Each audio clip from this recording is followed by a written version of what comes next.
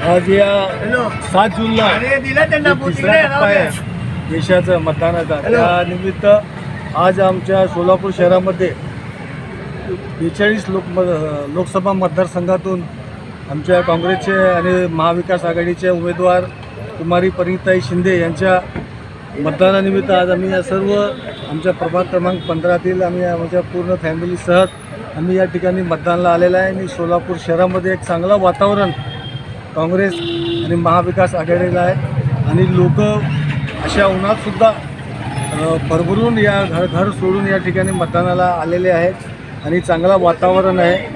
आणि या सोलापूर शहरातले पूर्ण देशाची अशीच परिस्थिती आहे आणि आमचा पक्षाचा आणि काँग्रेसचे आमचे उमेदवार परिणीताई शिंदे यांचा विजय निश्चित आहे।